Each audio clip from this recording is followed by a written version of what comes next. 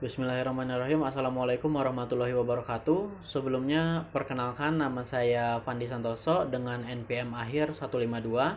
Saya di sini sebagai moderator sekaligus pemateri dari kelompok 7, dan di sini kelompok 7 akan membahas materi tentang pengertian dan sumber stres dalam pekerjaan pendidik. Sebelum masuk ke materi, saya akan terlebih dahulu menyebutkan anggota dari kelompok 7. Di sini, kelompok 7 terdiri dari 4 orang. Yang pertama yaitu saya sendiri, Pandi Santoso, dengan NPM akhir 152. Lalu yang kedua ada Nida Anfitria Ramadanti dengan NPM akhir 501. Dan yang ketiga ada Intan Nabila Humairah dengan NPM akhir 146. Yang terakhir ada Dwi Lingga Putra Kurnia dengan NPM akhir 156.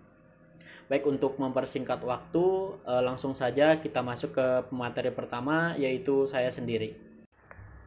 Baik, untuk materi pertama yaitu tentang pengertian stres. Stres dalam arti secara umum adalah perasaan tertekan, cemas, dan tegang. Dalam bahasa sehari-hari, stres dikenal sebagai stimulus atau respon yang menuntut individu untuk melakukan penyesuaian. Menurut Lazarus dan Folkman, stres adalah keadaan internal yang dapat diakibatkan oleh tuntutan fisik dari tubuh atau kondisi lingkungan dan sosial yang dinilai berpotensi membahayakan, tidak terkendali atau melebihi kemampuan individu untuk mengatasinya.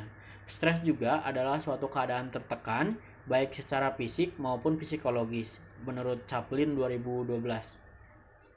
Lalu di sini menurut Lazarus dan Folkman 2013, stres memiliki 3 bentuk. Yang pertama yaitu stimulus, yang kedua respon, dan yang ketiga proses. Yang pertama stimulus, yaitu stres merupakan kondisi atau kejadian tertentu yang menimbulkan stres atau disebut dengan stresor. Lalu yang kedua respon, yaitu stres merupakan suatu proses atau reaksi individu yang muncul karena adanya situasi tertentu yang menimbulkan stres. Respon yang muncul dapat secara psikologis seperti jantung berdebar, gemetar, pusing, serta respon psikologis seperti takut, cemas, sulit berkonsentrasi, dan mudah tersinggung. Lalu yang ketiga proses, yaitu stres digambarkan sebagai suatu proses di mana individu secara aktif dapat mempengaruhi dampak stres melalui strategi tingkah laku, kognisi maupun afeksi. Dan yang terakhir di sini adalah jenis-jenis stres. Menurut Prianto 2014, gejala stres dibagi menjadi 3. Yang pertama yaitu stres ringan, yang kedua stres sedang, lalu yang ketiga stres berat. Stres ringan adalah stresor yang dihadapi setiap orang secara teratur, seperti banyak tidur, kemacetan lalu lintas, kritik dari atasan. Situasi stres ringan berlangsung beberapa menit atau beberapa jam saja. Ciri-ciri stres ringan yaitu semangat meningkat, penglihatan tajam, energi meningkat namun cadangan energi menurun, kemampuan menyelesaikan pelajaran meningkat, serta lebih mudah merasa letih. Dan kadang-kadang terdapat gangguan sistem seperti pencernaan, otak, perasaan tidak santai, dan lain-lain. Stres ringan berguna karena dapat memacu seseorang untuk berpikir dan berusaha lebih tangguh menghadapi tantangan hidup. Lalu yang kedua yaitu stres sedang. Stres sedang berlangsung lebih lama daripada stres ringan. Penyebab stres sedang yaitu situasi yang tidak terselesaikan dengan rekan, anak sakit, atau ketidakhadiran yang lama dari anggota keluarga.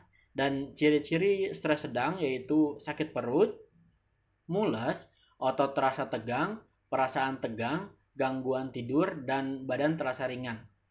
Lalu yang ketiga yaitu stres berat. Stres berat adalah situasi yang lama dirasakan oleh seseorang dan dapat berlangsung beberapa minggu sampai beberapa bulan. Seperti perselisihan perkawinan secara terus-menerus, kesulitan finansial yang berlangsung lama dan tidak ada perbaikan, berpisah dengan keluarga, berpindah tempat tinggal, mempunyai penyakit kronis, dan termasuk perubahan fisik, psikologis, sosial pada usia lanjut. Dan ciri-ciri stres berat yaitu sulit beraktivitas, gangguan hubungan sosial, sulit tidur, negativistik, penurunan konsentrasi, takut tidak jelas, letih meningkat, tidak mampu melakukan pekerjaan sederhana, dan lain-lain. Saya Intan Nabila Humaira, NPM 2021222146. Di sini saya akan menjelaskan tentang dampak stres bagi para pekerja pendidik. Permasalahan yang berasal dari dalam diri anak didik, baiknya pekerjaan yang harus dilakukan dan diselesaikan oleh seorang guru, adanya konflik peran, hubungan dengan rekan kerja, perubahan kurikulum yang cepat, serta rutinitas pekerjaan yang sama setiap harinya merupakan faktor-faktor yang dapat memicu timbulnya stres kerja pada guru. Gejala stres kerja ditandai dengan munculnya gejala tidak sabaran dalam menghadapi siswa di kelas, seperti lekas marah, bersikap apatis, sering tidak masuk kerja, rata-rata kehadiran kurang dari 90%, dan sebagainya pada akhirnya dapat berdampak pada kinerja guru. Cooper dan Sawaf 2000 memberikan definisi kecerdasan emosional sebagai kemampuan merasakan, memahami, dan secara efektif merupakan daya dan kepekaan emosional. Kecerdasan ini berkaitan antara lain dengan kemampuan seorang guru dalam mengelola emosi terhadap diri dan orang lain seperti peserta didik, motivasi diri menghadapi kesulitan dan meraih kesuksesan hidup, memiliki empati, rasa kasih sayang, cinta yang tulus, dan mampu berkomunikasi secara santun dengan orang lain, dalam hal ini antara lain dengan peserta didik. Stres jika dikaitkan dengan profesi guru dinyatakan sebagai akibat dari interaksi individu sebagai seorang guru dalam bereaksi dan beradaptasi pada tuntutan, ancaman, dan perlakuan yang ditemui dalam pengajaran. Sedangkan tingkat stres pada guru akan diukur berdasarkan dampak yang ditimbulkannya, yaitu yang pertama, reaksi stres fisiologis. Gangguan fisiologis dapat dilihat pada orang yang terkena stres antara lain adalah pencernaan terganggu, tekanan darah naik, atau serangan jantung, keringat berlebihan, selera makan berubah, lelah atau kehilangan daya energi dalam mengajar, kesalahan atau kekeliruan dalam kerja, gugup, mudah luka, gangguan pernafasan, migrain, dan ketegangan otot. Yang kedua, reaksi stres psikologis. Gangguan psikologis mencakup sedih, depresi, mudah menangis, hati merana, mudah marah dan panas, gelisah, cemas, rasa harga diri menurun, serta tidak aman, terlalu peka, mudah tersinggung, marah-marah, dan mudah menyerang terhadap peserta didik. Ini sangat berdampak negatif ya. Yang ketiga, reaksi stres perilaku. Gangguan perilaku mencakup kecemasan yang tinggi saat mengajar, ditandai dengan kurangnya dukungan verbal untuk siswa, perilaku dan pembicaraan yang bermusuhan, rendahnya kehangatan guru dalam menjalin hubungan dengan siswa, penerapan yang kurang efektif dari hukuman dan rewards, serta perilaku fanatik dan otoriter atau dogmatic and authoritarian behavior. Sekian dan terima kasih. Perkenalkan, nama saya Nidaan Fitria Ramadlani dengan NPM 2021222501. Di sini saya akan menyampaikan materi mengenai sumber stres bagi pekerjaan pendidik ataupun guru. Stres merupakan sebuah ancaman atau tantangan yang dapat dialami oleh semua orang, termasuk guru. Nah, di sini ada faktor pemicu stres yang dapat berasal dari berbagai sumber. Nah, di sini dapat diklasifikasikan menjadi 3. Yang pertama itu stresor fisik biologis. Stresor fisik biologis adalah faktor pemicu stres yang berasal dari kondisi fisik biologis yang tidak sesuai dengan keinginan dan harapan individu. Yang kedua, stresor psikologis. Stresor psikologis merupakan faktor penyebab stres yang berasal dari kondisi kejiwaan atau psikologis yang tidak mampu menyesuaikan diri dan tidak dapat menerima kenyataan. Yang ketiga, stresor sosial. Stresor sosial adalah faktor pemicu stres yang berasal dari kondisi lingkungan dan interaksi sosial. Stresor itu merupakan pemicu stres. Dan menurut Gaul pada tahun 2021 dalam penelitiannya menghasilkan adanya 7 penyebab stres yang dialami oleh guru. Yang pertama itu perilaku buruk siswa. Perilaku buruk siswa adalah tindakan pelanggaran siswa terhadap peraturan ataupun norma dan etika yang berlaku di sekolah. Siswa yang tidak sopan cenderung membuat emosi guru melonjak atau tidak stabil. Hal ini dikarenakan guru merasa tidak nyaman dengan perilaku para siswa yang demikian. Contohnya, ketidaksopanan siswa seperti berbicara tidak sopan, menggunakan bahasa yang tidak sopan, lalu tidak mengerjakan tugas yang diberikan oleh guru. Nah, hal ini memicu stres pada guru. Yang kedua, praktik kepemimpinan kepala sekolah yang tidak sesuai. Kepemimpinan kepala sekolah yang tidak sesuai adalah kurangnya kemampuan pemimpin sekolah dalam mempengaruhi atau memimpin para guru sehingga guru mengalami stres. Secara khusus, dalam konteks sekolah, perilaku kepala sekolah dapat menjadi faktor utama yang menyebabkan meningkatnya emosi kerja guru atau menurunkan emosi kerja guru tersebut. Dan ini disampaikan oleh Lamberski pada tahun 2016. Oleh karena itu, praktik kepemimpinan kepala sekolah yang tidak sesuai yang tidak sesuai dapat mempengaruhi terjadinya stres pada guru. Dan yang ketiga, adanya kurangnya dukungan rekan kerja. Kekurangan dukungan dari rekan kerja dapat menjadi pemicu stres pada guru. Dukungan bagi guru sangatlah penting dalam mengurangi tingkat stres yang dialami oleh para guru.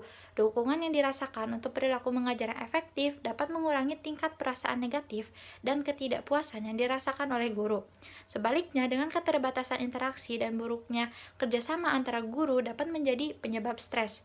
Dukungan dari rekan kerja sangatlah penting dalam menghadapi stres. Semakin baik dukungan rekan kerja guru, maka semakin rendah stres dan kecemasan yang dialami oleh para guru. Yang keempat, tuntutan pekerjaan yang begitu banyak. Pekerjaan guru yang terlalu banyak berpotensi menyebabkan guru mengalami stres. Sama halnya dengan murid juga jika diberikan tugas yang banyak akan mengalami stres. Dalam lingkungan pendidikan, di mana seorang guru memiliki berbagai tuntutan pekerjaan yang bervariasi sehingga memicu adanya tekanan psikologis. Contohnya, guru sebagai tenaga pendidik harus mampu dan bertanggung jawab terhadap pengelolaan kelas, perencanaan pembelajaran, persiapan pembelajaran, pengevaluasian hasil belajar siswa, dan manajemen sumber daya yang dibutuhkan dalam pembelajaran.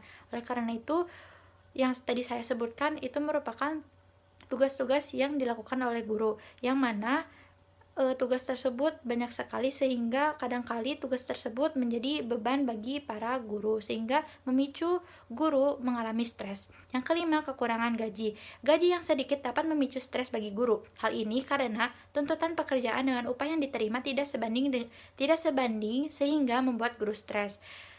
Secara tidak langsung, ketika upah guru tidak menutupi semua kebutuhan, tentunya guru akan mengalami tekanan psikologis karena harus mengupayakan hal lain untuk memperoleh uang masuk atau gaji tambahan lainnya. Yang keenam, ada kondisi pekerjaan yang kurang baik. Kondisi pekerjaan yang kurang baik adalah suasana sekolah yang tidak mendukung untuk bekerja sehingga menimbulkan ketidaknyamanan. Kondisi pekerjaan di sekolah yang tidak kondusif menjadi penyebab guru mengalami stres. Misalnya, perlengkapan atau fasilitas belajar yang buruk dapat membuat gelisah guru dalam proses pembelajaran, sehingga tidak tersedianya sarana dan prasarana mengakibatkan guru tidak maksimal mengajar. Yang ketujuh, ada perubahan kebijakan pendidikan. Assalamualaikum warahmatullahi wabarakatuh. Perkenalkan, nama saya Dwi Lingga Putra Kurnia dengan nomor NPM 2021222156. Di sini saya akan menerangkan materi selanjutnya, yaitu cara mengatasi stres pada pendidik. Banyak hal dapat dilakukan guru dalam menunaikan kewajibannya agar tidak terbebani dan menimbulkan stres. Menguasai profesinya sebagai guru dan menentukan tujuan kerjanya dengan jelas merupakan langkah awal yang dapat ditempuh. Hal itu begitu penting mengingat penguasaan terhadap tugas dan tanggung jawab dengan baik dapat memberikan impact pembelajaran yang baik. Mengelola waktu dengan bijak dan tepat juga hal yang perlu dilakukan oleh guru.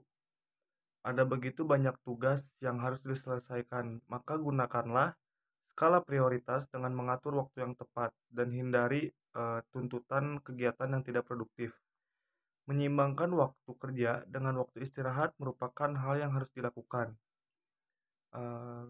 Lalu, guru jangan memaksa menyibukkan diri dalam menyelesaikan pekerjaan, namun mengabaikan waktu istirahat. Tidurlah yang cukup, minimal 6-8 jam per hari.